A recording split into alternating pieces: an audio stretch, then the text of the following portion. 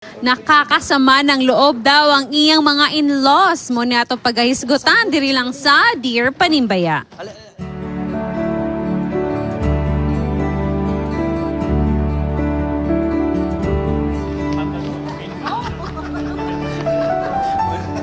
Dear Panimbaya, makasama ng loob in-laws ko. Kami ni Happy ang bigay ng bigay, pero ang always ginaalala ang anak nga isa nga sige ragpabadlong ug even may anak na naragihapon sa ilaan nagdepend. One time nagpasyal kami sa kanila. I heard sa mother-in-law ko nga iyang gikuha ang bike nga gisakyan sa akong anak. Kaysa anak daw to sa katong iyang anak. Dagan kay anak no? Bike daw to sa iyang anak. Anak siyang anak. Oh, anak sa iyang anak nga iyang favorite. Bali apo niya. Mean ba ako kung I will convince my husband not to give anymore? So not to give anymore. Pastor, unsa to yung English, ano, Pastor? Ayun to ya. Ito Pilipang TV. So mga kapaglao, mga ato ang ato ang kuan, ang ato ang suliran diri is na siya ill feeling sa yang in-law ba kay murag na ay favorite nga anak ko ya. Unya, kasi gisag hatag, unya ihatag rapod sa katong isa ka paborito nga gadipend pa sila nga dako na nanay pamilyang iya. Now we have Shireen, Von, Dion on the other side ug na sila'y nakuha nga pwede po nila makuha na to og lesson or advice karong kabantagan di. Yes, Ate Bing, swerte ka karon kay kauban nato si Ma'am Arlene Hacosalem nga mag-atag sa iyang tambag.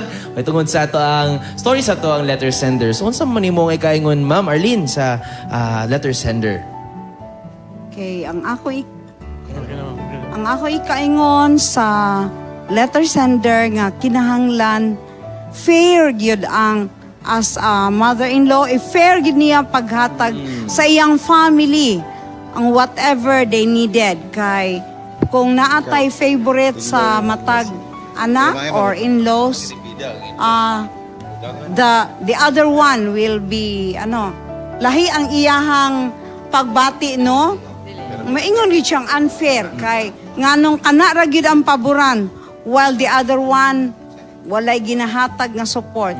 So, my advice is kinahanglan nga fair gyud iyahang pagtagad sa tanan niyang family or in-laws. Thank you, ma'am.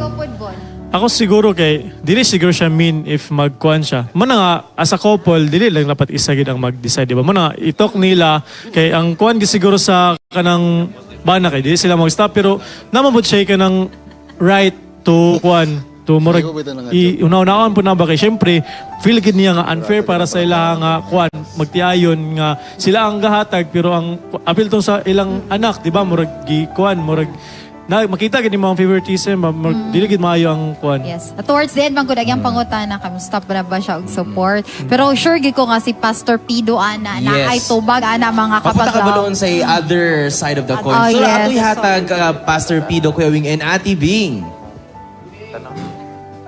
Chika pod mi diri mga kapaglaom. Thank you so much, Kuya Wing, Dion, Shireen and Von sa inyong share ng mga advices. No? And we have here Pastor Roxy and Kuya Wing, kumusta man yung ugangan? If ever inani yung ugangan niya, yun sa po di mo paghigugma or yun sa pagka nimo nga imo jung na manage or sa ba na manage ba na nadala nimo imong ugangan ko yan nakasabay jud mo Sa dito ta sa Masgad atong last Sabat na murag nakunik ni siya gamay. Kaysa diya nga pagkaon na to pamahaw sa Sabado pastang lamia sa ginamos ni Mambit.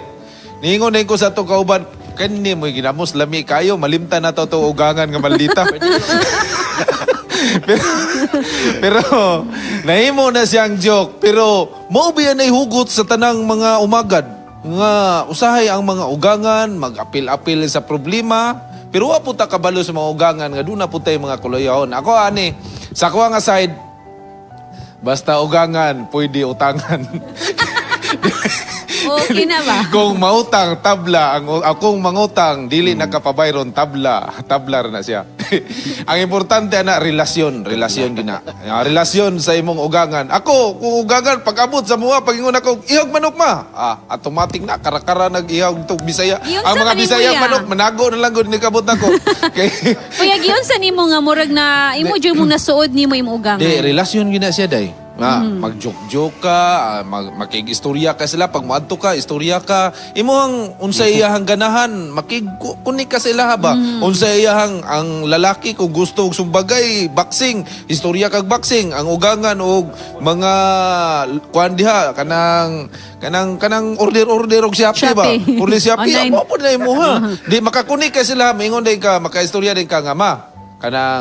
Pero sa ako nga side ato kung tanaw na ko luoy po kay itong Imo kahimtang to. ibutan ta imo igsuon. O ako tigson, luoy po kahimtang. Pasagdaan na ko, inul na ko nga. Pasagdaan na, luoy mo po kahimtang na. Pero kung kanang okay nagkahimtang, buy-buya na. Ingna nga, uy, mas arang-arang magkanako. Ayaw, pangwana.